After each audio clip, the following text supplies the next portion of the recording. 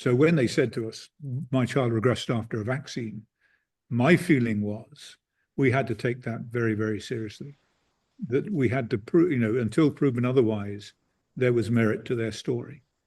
And my colleagues didn't want to do that. The pediatrician said, Andy, we as pediatricians cannot be seen to question the safety of MMR vaccine. And I said, what the hell does that mean? What does that mean? You can't be seen to question it. That's what we do. We're academics. We're doctors. We ask questions. Are you going to just turn around to these parents and say, I'm sorry, I can't answer your question because it's inconvenient for me, or my reputation at the Royal College might suffer amongst my colleagues? Mm. And no, and then the dean took me aside, the dean of the medical school, and said, if you continue this vaccine safety research, it will not be good for your career. There was an explicit.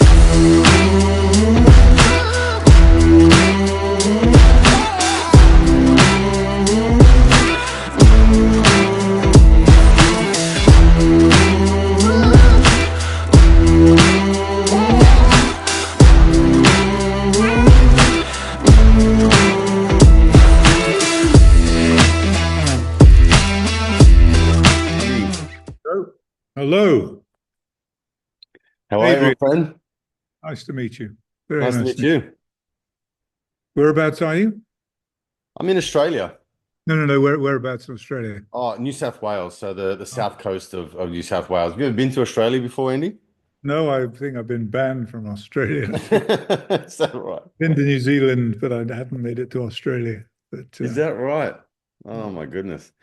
So the banning, is that for obvious reasons, or is it for something that I'm not yet to find out? The team that made VAXXED, they came. I didn't come on that trip, but the other people who helped make the film came and did a tour of Australia. And as they were leaving, they somewhat belatedly the customs people said, "You're banned." He said, "Well, we're leaving." Yeah. So they were on the way home. Thank you very much. Anyway, I think there was sort of something happened in the parliament and it was rescinded. And I think they subsequently the ban was lifted, but I don't know what would happen if I tried to get in. Wow. So, but VAXXED, from my understanding, that came out a while back though, right? Isn't that pre-2020? Oh yeah. That was 2016, I think. So 2016, and you still weren't allowed into the country. And we think that like you would associate more that to the last 5 years or so than you would 10 years ago. That's right. Yeah, they got ahead of that one. Except absolutely. They did it when they were leaving rather than coming in, which was yeah, for sure. I was actually taken aback when I found out that you made VAXXED that long ago, because I only watched VAXXED about maybe in 2020 or 21 when all of this shit started to happen, so that was kind of my introduction to that movie and to you and Mickey Willis and all of the sort of partakers in that thing there. So yeah, I was really shocked actually to find out that you started this like way back when, like I wasn't even aware of the vaccine thing really until 2020. That was my sort of entry point into, so there's something wrong with these things, 35 years I've been doing this now. So. 35 years. That's amazing. Yeah. So just for the show, I guess, because I've listened to a couple of interviews and I understand some of your background and story, but it'd be interesting if you could just tell me how things come about when you started to make the shift. And then I wanted to ask you a question as well, if you can maybe answer both of them. What is it? Was there anything about the medical industry that you really loved or that you really liked? Or was there a part of you at that time when you were in the field that you were just, real tunnel vision? This is my life. I love what I'm doing. Was there a moment like that or moments like that? Oh yeah, I loved medicine. I find it fascinating. Many generations of my family were doctors, and it's kind of in my blood. But are we recording now? Are we on? Yep, we're good to go. Okay, great. Sorry. Okay, yeah. I trained as a surgeon and became a fellow of the Royal College of Surgeons. You have to take primary and final fellowship exams, and a fellow of the Royal College of Pathologists. And I loved operative surgery. I mean, I didn't even want to do research. I wanted to stay in operative surgery. But at that time in England, to move forward in the system, you had to do a period of research. So I went to study small intestinal transplantation in Canada, which was a complete waste of time. Mhm. You know, it's surgeons have this perception if you can join one thing to another, like plumbers, it should work. And, you know, Sure. that sometimes that nature confounds you on that one. But I I was in Toronto and played rugby for Toronto Irish, which was fun. And you know, I made some discoveries, and I came back and then exploited those discoveries and looked further and further into them, and that led to me switching my career to research, to running a big research team. So that was at the Royal Free Hospital in North London, part of the University of London, and really starting off in Crohn's disease and ulcerative colitis. Those were my big interests, and they're sort of epidemic diseases of young people that we don't know their origins, but I was positing a viral origin for that, measles being one of those viruses. And that got me into a little bit of hot water. And then in 1995, I think it was, when was it? May the 17th, something like that. Mm. A mother called me and said my child was absolutely fine. And they were speaking, they had speech and language interaction. They were on every parameter of normal development. They were doing really well. And then they had the MMR vaccine, and a few days later, they disappeared. The lights in their eyes went out, and they lost their speech and language. They stopped playing. They stopped making eye contact. They developed failure to thrive and couldn't. It was a tragedy, and they were ultimately diagnosed with autism. And I said, "Listen, I'm terribly sorry. You've got the wrong number. I'm a gut doctor. I know nothing about autism. When I was at medical school, it was so rare, 1 in 10,000 children, perhaps, that we weren't even taught about it." And I said, "Why are you calling me?" And they said, "Well, the reason we're calling you is because my child has intractable gastrointestinal problems, diarrhea, bloating, pain, failure to thrive, not sleeping at night. I know as their mother, they're in pain, although they've lost the ability to communicate that. I just know. And they've been diagnosed with autism, and I believe they're related." And the story was so, and by the way, doctor, there's an epidemic of this particular problem. I know so many mothers in the same position as me. Mhm.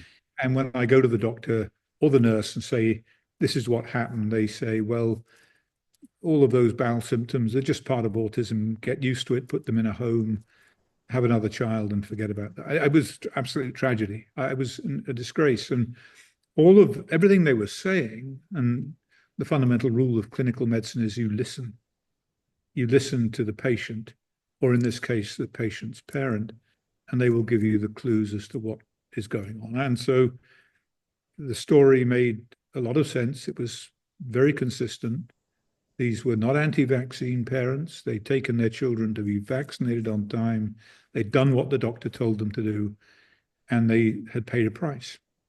Mm. So I got a team together, including the world's leading pediatric gastroenterologist, a guy called John Walker Smith, who was from Sydney. He'd come over to England from Sydney, and he was the guy who taught the young gastroenterologists of today. You know, he was the man globally. And we investigated these children, and lo and behold, the parents were absolutely right. The children had bowel inflammation. And what was fascinating is that when we treated that in the way that we might treat Crohn's, with anti-inflammatory medication or dietary restriction, then not only was there a dramatic improvement in many cases in their intestinal problems, but their developmental problems. They started using words they hadn't used for 5 years. It was fascinating. So it wasn't just a child was feeling better, they were out of pain, therefore they were sleeping at night. These children had a cognitive gain from treating the gut. Mm. And that was a fascinating observation. all of it prompted by parental insights, all of it coming from simply listening and acting on the story you're told. Yeah. And so when they said to us, my child regressed after a vaccine, my feeling was we had to take that very, very seriously. That we had to prove, until proven otherwise, there was merit to their story. And my colleagues didn't want to do that. The pediatricians said, Andy, we as pediatricians cannot be seen to question the safety of MMR vaccine. And I said, what the hell does that mean?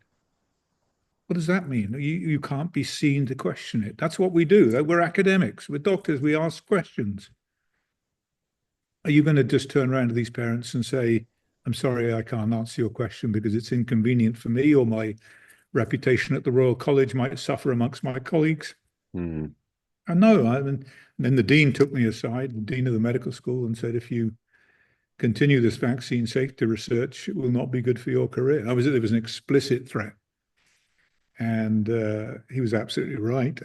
It wasn't good for my career. But I was a kind of headstrong young surgeon, and I'd signed up to look after patients, to care for patients, not to care for a reputation or how my colleagues might perceive me. And so I got cross, and I decided to work at it twice as hard.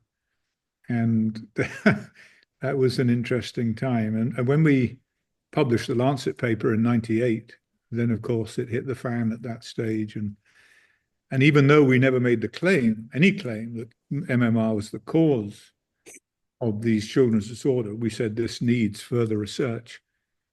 That was taken by the media and the government and everybody else who wanted to construe it that way, that Wakefield's lost the plot.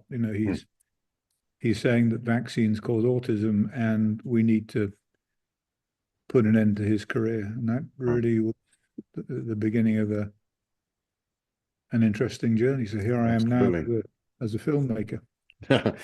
So were you a lone ranger at that time, or were there some of your colleagues that were, how do I say it, like on board, but I don't want to be the front man. I'll let you sort of take the heat for all of that, but I'll support you in your work.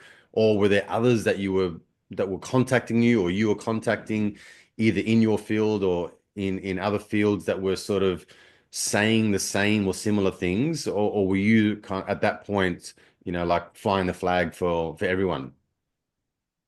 Well, people believed it.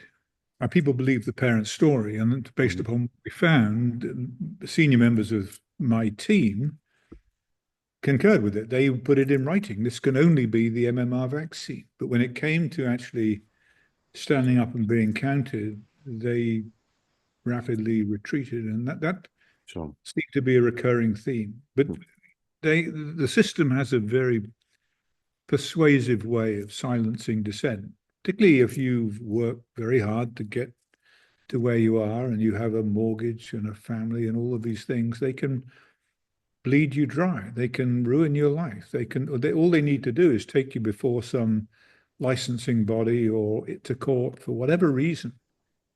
And justice belongs to those who can afford it. And Mhm. they know that they can bleed you dry. And that's what they do. And that's what they've done to many doctors in the face of their criticism of COVID vaccine, for example, is Mm. they've destroyed their careers. And few are able to withstand that. You're dealing with your personal finances against institutions that have limitless funding. Yeah. And so it's a very effective way of crushing dissent. And that's the point at which you have to make a decision. Do I stick in this for the long haul and risk everything, or do I roll over and capitulate? And Mm. it's a tough decision. It is. From my observation, I see a lot of people that are in that precarious and frightening situation. They may not roll over, but they certainly retreat, to the degree where they disappear, and you're like, this person was right at the front foot of things, and then all of a sudden there's radio silence, and you don't see them again. So they may not practice, or they may do something outside of their interest, or under the radar type of thing, but they don't go public anymore because they just don't want or can't afford the scrutiny. Yeah, it can be pretty brutal. And so I just had to make a choice at some stage. What do I do? They've taken everything away. I have, taken my country, my license, my income, my profession. What do I do now? Mm. How do I continue to serve this particular cause? Because these children have no voice. Who's going to speak up for them? Their parents will, but their parents don't carry any weight in the scientific community or in, it, so you have to choose. And I chose to continue the fight. And I think they probably felt that they dealt with me. Once, they'd taken my license away and stripped me of any credibility within my profession, then they felt that's it, that's him done. And actually, he's useful to us still being alive and out there because we can say, he's the guy, you see that guy there? Mm. And there are posters of me on walls in schools saying, this man is a fraud. And what's the history of the MMR autism That's link? And crazy. it's a teaching device. And so let's pervert the minds of young people by making it part of the curriculum. And I was sent the other day from the UK just such a poster that's on the wall of a class. No way. In the biology lesson, That's this is unbelievable. yeah, it's a teaching module, and it's a teaching module for nurses in nursing school and medical students. Misconduct in research, this kind of thing. So, oh Mm. yeah, they're infinitely creative when it comes to telling lies about these things. But the point is, you don't quit. You hang in there. You hang in Mm. there.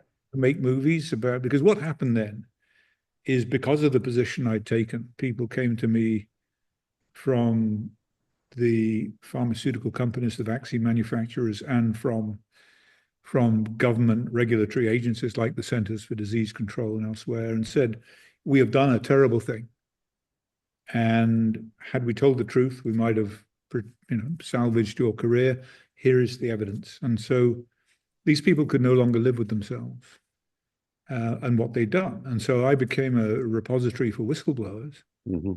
And I thought after a while, you know what, these would make great movies, like The Insider or Erin Brockovich or whatever it might be. And so I decided to turn them into initially documentaries. Made 4 documentaries in that sort of genre, and then thought, what I really want to do is make full-length narrative feature films based on a true story. Mm. Because then if you want to capture an audience that isn't going to watch a documentary about vaccine injury, they may watch a good movie about an insider. And that story just happens to be based on a true story of an insider. And you entertain first, and you educate second. Educate second. And so once you've got people sitting forward in their seats wanting to know more, then you tell them the story of what really happened. And that's had a dramatic impact. And we just got back from Thailand from shooting a COVID movie. I was never going to go anywhere near a COVID movie. Really? Well, at the moment, there are probably 2,000 unemployed screenwriters in Hollywood writing writing a story. Sure. I didn't want to be part of that sort of, but and how do you even begin to tell a story about COVID? It's so massive. Yeah. It's multi-dimensional. It's so complex. It's so evil. It's so corrupt. It's so this. Where do you get into this story? Where do you puncture the ball to get in and start telling it? And so then we came across an extraordinary story that helped us do that. I won't spoil it for now, but that took us to Thailand for 4 months to shoot this film, and we're now in post-production. So that'll be coming out hopefully within the next 4 or 5 months.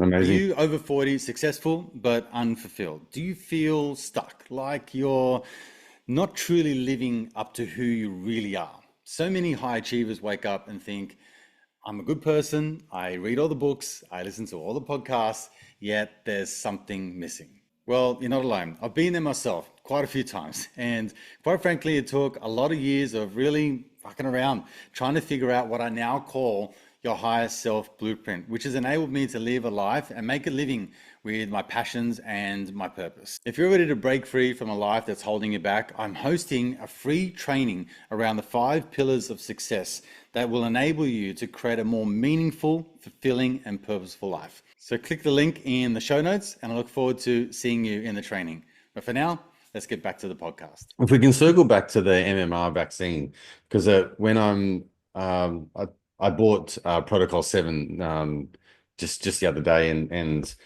watched it, and it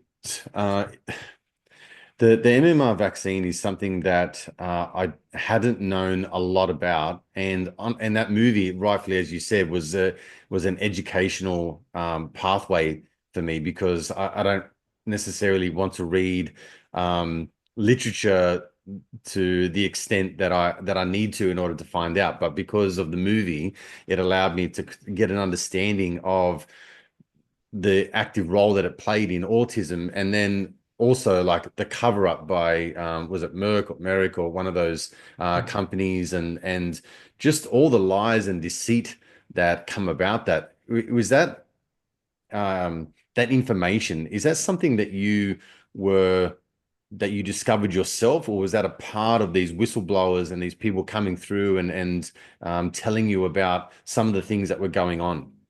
That was a whistleblower. That was a very brave young man called Steve Cralin, and he came up to me at an autism conference in Chicago, and exactly that. He said, I worked at Merck in the MMR lab. They asked me to commit fraud. I refused. I told them I report them to the FDA. They told me that just get on with it, knuckle down. This is a business decision. You don't have the wit to understand it all. And he reported them to the FDA, lost his job, bought the evidence and handed it to me. And so that story got written. And then I sat on it for a long time because I wanted the court case to play out. I wanted to give that an opportunity without interfering with it. But after a while, people were still continuing to be deceived and exposed to this faulty vaccine. Doctors were being lied to, and the government was being ripped off. And it dragged on for another decade. I said, no, that's it. We're going to make the movie, and devil take the hindmost. It's just, and fortunately, thank God we did. And I'll tell you why. And that is because Merck won the case. How did they win the case? The evidence against them, in fact, was much worse than portrayed in the movie. When we got the full set of court documents, the fraud was even greater than we had previously believed. And the judge said, you know what? It doesn't matter whether Merck committed fraud or not. This is effectively what he said. It wasn't material. It wasn't material because the government, in the form of the CDC, went on purchasing the MMR vaccine, the faulty MMR vaccine, for its vaccines for children, its underprivileged children program. And so because the government went on purchasing it, knowing that it was problematic, it doesn't matter that they committed fraud. Well, that's the state of play at the moment. Okay, so that is what you have here, is a conspiracy between the vaccine manufacturers, the Centers for Disease Control and Prevention, paid for by taxpayers. Their job is to defend and protect the health and well-being of the children of this country, amongst others, and the judiciary, all ganging up together against the American taxpayer and American children, not in the interests of their health, but in the interests of protecting the reputation of vaccine policymakers. That's what it was for. It's an absolute disgrace. And had the film not been made when it was made, then none of this would ever come to light. And so this is the power and importance of film. And it really came home to me. I'll tell you a story about when it first came home to me, and that was the first movie I ever made, and it's online. It's called Who Killed Alex Spordalakis?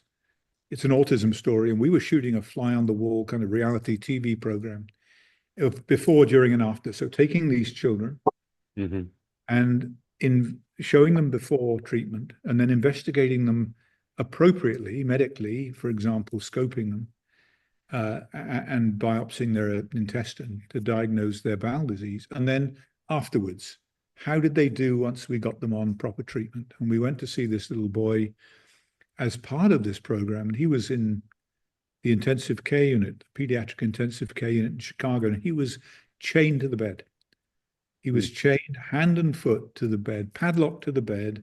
He was 17, he was big and he was strong, and he was violent. And he was violent because they put him on something like, I got an inordinate number of psychotropic medications, something like 70 different psychotropic medication that would drive him crazy. And so they chained him to the bed. He was chained to the bed for something like 80 days. And we got him unlocked. We took him through the night over to New York, drove him to New York, and got him scoped. And there was the bowel disease, and he was put on the right treatment. But his mother then went back to Chicago with the godmother, and she was separated from her husband. She had nowhere to live. And so they were driving around Chicago, living in hotel and motel. Well, the trouble is that every time he heard a siren, which there are many in Chicago, then he would have a meltdown because they were coming to take him away and chain him up again. And he would destroy the hotel room and attack his mother and his godmother. It was a tragic situation. And we caught up with him again just before we went back to film, and there he was chained to the bed again in Lutheran Children's Hospital. And he was on 2 intravenous and 1 intramuscular sedation. It was a tragic situation. And halfway through the week, we went to try and find him somewhere to safely get off these drugs and recover. And halfway through the week, his insurance ran out. We'd gone to find somewhere for him to be safe. And his insurance ran out, so they took the chains off, took the IVs out, and put him out on the street.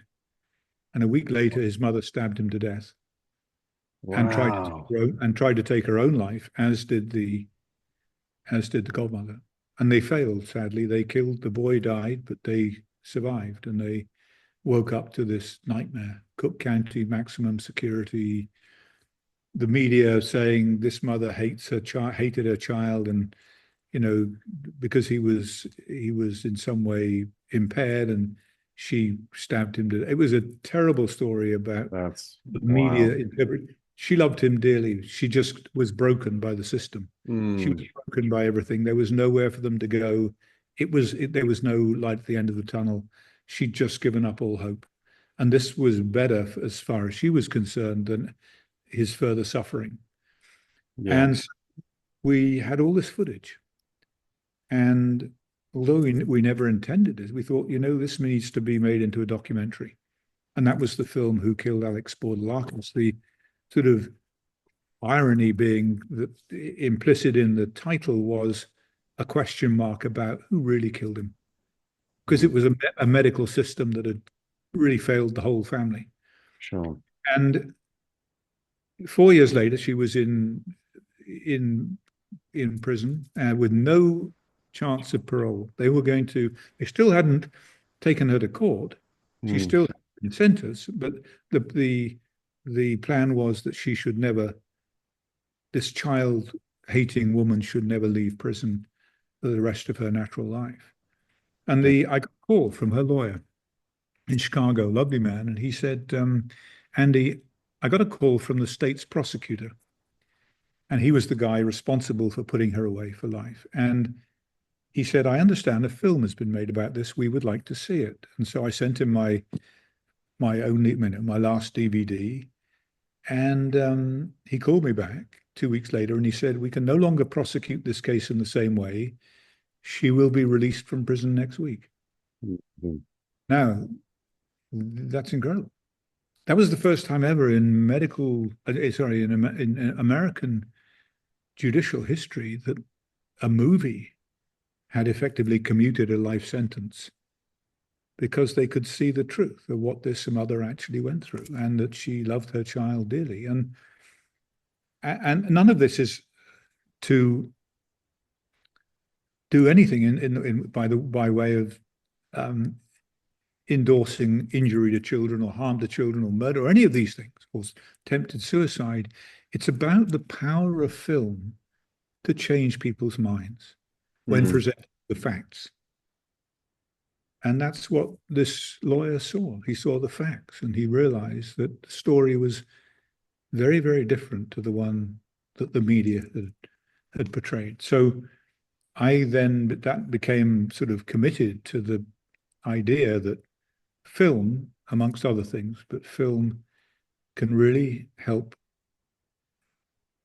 if handled honestly and with integrity, can really advance the narrative in something like vaccine injury. And so that's what I do now.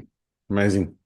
And I think the Protocol 7 would be, like, in your opinion, would it be the most controversial in the sense of autism seems to be that sort of one thing that we can talk about other vaccines and we can talk about polio and different diseases and things like that. But autism seems to be that one thing that it just, I don't know, it pushes a button for most of the industry naturally, but then also even other parents who have an autistic child that don't associate it with the vaccine at all. Like I've bumped into a bunch of parents over the years, and they sort of make a point to say, like, this is my son, and they say, or my daughter, and they go, he or she's on the spectrum, or he's on the spectrum, and they sort of have this identity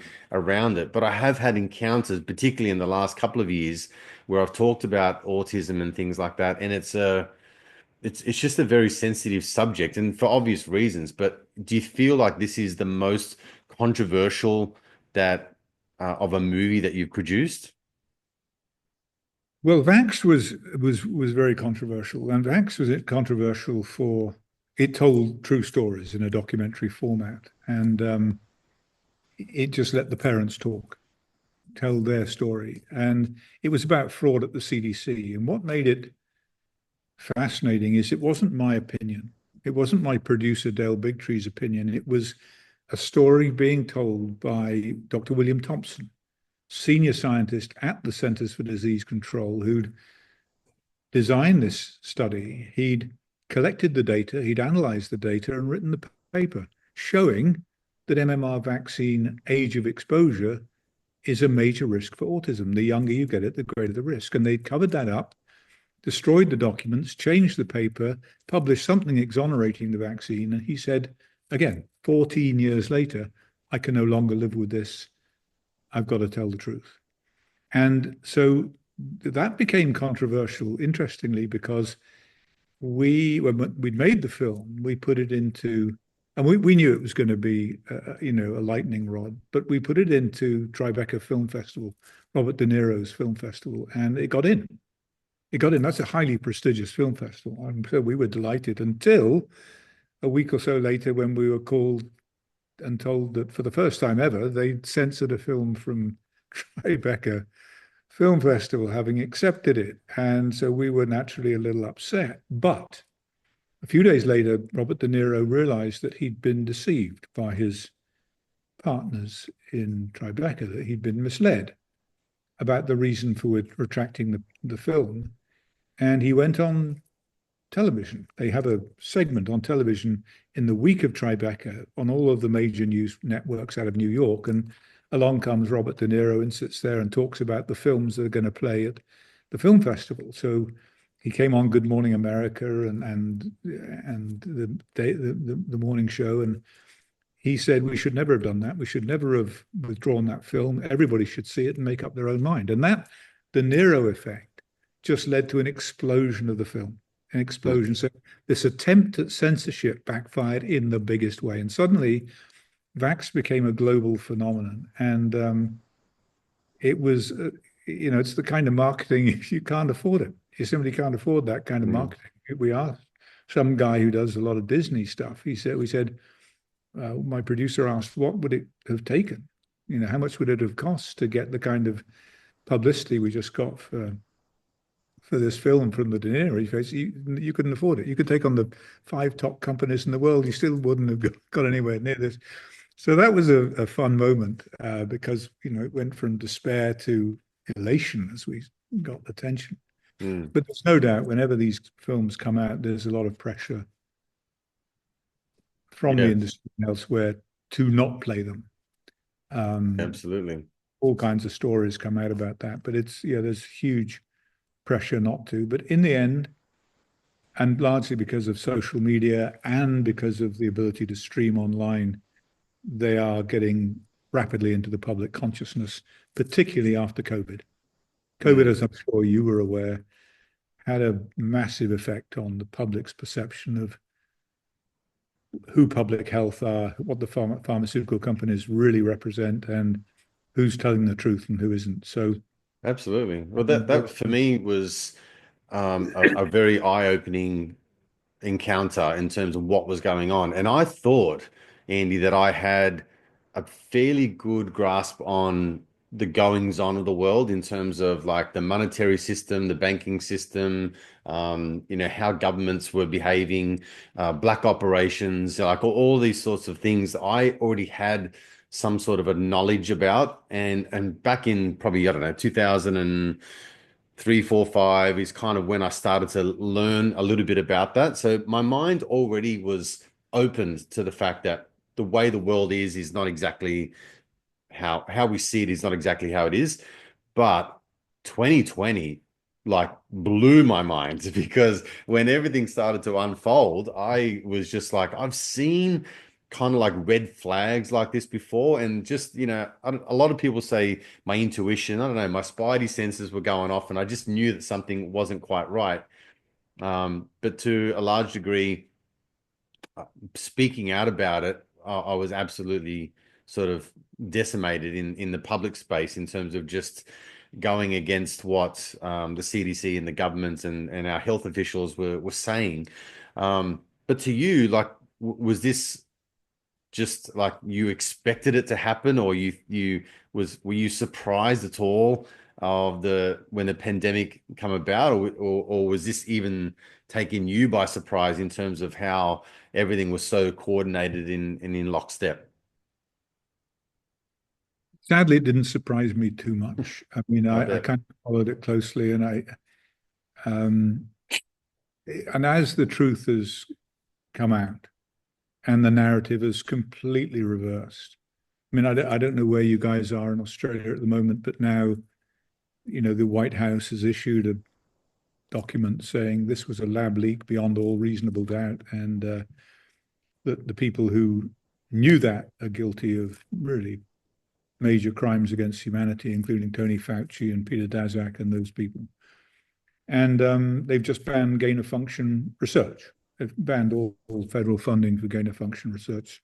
So we know we've come a long way. And unfortunately, Bobby Kennedy Jr. is at the helm of Health and Human Services now, and he's determined to get to the bottom of all of this. How are things in Australia now? I mean, I know occasionally I see Instagram posts about battles going on in the Australian Parliament and people saying, I told you so, and criticizing the draconian measures that the Australians were subjected to. But where does it stand now in Australia? Well, we very much follow America. So everything that you mentioned with Bobby Kennedy, with the CDC, with everything about the lab leak and all that kind of stuff, like I think people in this kind of vortex of wanting to know the truth, we're right with you on all of that information because it's so readily available and instant. We can kind of keep on top of that. As far as Australia is concerned, to be honest with you, Andy, like there are some politicians which are similar in America that are pushing for an explanation. They're pushing for a royal commission on the COVID pandemic and all those sorts of things. However, it's just very frustrating because it's met with it's pure gaslighting in my opinion, because it's just met with we didn't force anyone. They will say things like, we didn't say that. No one was coerced. In Parliament, it's very frustrating because they'll say things like, we'll don't know the answer to that. We'll take that on notice. And so these sort of parliamentary hearings type of things, they just get dragged out and drawn out. So for people like myself that are looking and understanding and knowing full well, because I've spoken to so many doctors and professionals, and you listen to and watch all the movies and the documentaries, so we know exactly how fraudulent the whole thing was. So I think there are people in on our side which are just equally as frustrated that no real retribution, no real action, nothing, no accountability has been taken. Um, in saying that there are some small wins. So small wins being people in Australia got fined for example, for being outside of their premises at a certain time. You know, they were in a park by themselves and they weren't allowed to be there. Those fines for refusing to take the jab, for not wearing a mask, those sorts of things have been dropped. So there are certain court cases where people are getting their jobs back because they were wrongfully dismissed, and there are little wins like that, Andy. For the most part, our parliament is weak as piss, and no one really wants to take any accountability. We've got damning evidence of fraudulent activity and um, money laundering, really, like that's going on with the TGA and all of our therapeutic goods association, all that kind of stuff. It's damning evidence, but still no real accountability. So it's super frustrating. Like I don't know how else to put it. And I guess from my perspective, my solution, or part of my solution when I'm talking to people, is to take your power back and stop abdicating a lot of responsibility and power to these health officials and government officials. And I feel like the uptake of our compliance, or how well we sort of receive some of these new rules and laws, because that in itself, the digital ID is something that they're really hammering down here in Australia, and saying that it's definitely coming. There's some new laws around gender identity and things like that. Like it is absolutely wild to witness. But Yeah, no, that's how we have Australia those is in a problems. state. We have it, but we should keep in touch, because when the COVID movie comes out, I'll let you know, and you can push it out far and wide there, and that'll change a few minds, I'm quite sure, Yeah, and absolutely. Well, disrupt the look, I system. like you, like I don't obviously produce any movies, but when I started to speak out about this, my ridicule was from the public was that I have no idea what I'm talking about because I have zero qualifications. And I guess, like, a part of me was like, you know what? You're right. I don't have any qualifications. I don't have any understanding of virology and the medical system and a history of vaccines or a history of disease. I don't have any idea about that. So what I did have at that time was a podcast, and I was talking about business, right? So it was just like business and marketing. It was almost the opposite of what I'm doing now. And I just thought, well, I have this medium, so I'm just going to use this medium and find people that are way smarter than me, that think the same or say the same things, but they have all the credentials, and I was just putting them on the spotlight. So I'd say, don't listen to me, listen to Peter McCullough, don't listen to me, listen to Pierre Corey, like, just that's what they're saying, not me. So I would just kind of like push this information out and share this information as much as I possibly could, so people could at least see some of the things that I was, and then maybe that they would be inclined enough to research a little bit further, or to maybe second guess whether they should do this or not do that, or you know what I mean? Like, it sort of went down that path. But I applaud people like you, because I know how much effort it takes into editing and script writing, and and you would have to just have like production teams and then locations, and managing so many moving parts. It'd be like, just such a big ordeal, but you do it so well.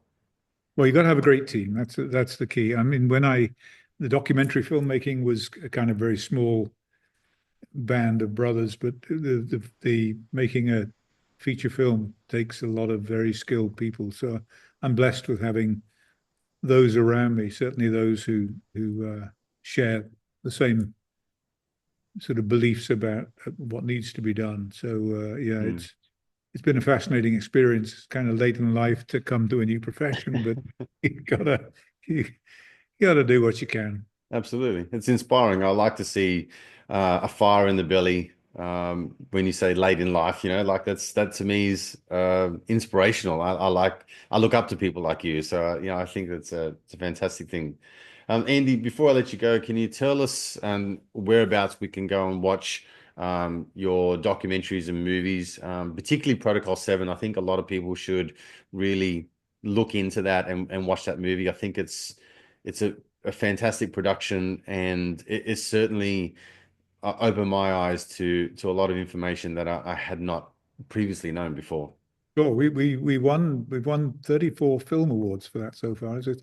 It's almost dangerously close to being respectable. I'm not somewhere I'm used to being, but yeah, YOW.TV, YOW.TV. YOW is a hybrid Eastern word for freedom. So it's kind of part Japanese, part Chinese, part Thai. So YOW.TV, go and look at it up online. And it's a streaming site for independent films that we've created, but you'll find all my films on there. Amazing. Well, I think you're an amazing person. Thank you for all the hard work that you've done. And yeah, look forward to watching the new COVID documentary or movie. I think that'll be a wild one to sit through. I'll have to make sure I take my blood pressure medication before I before I get into it. So, okay, mate. You have an amazing day. Thank you so much for your time. I really appreciate you. And yeah, I look forward to circling back real soon. Great. Thanks so much. Bye-bye. Okay.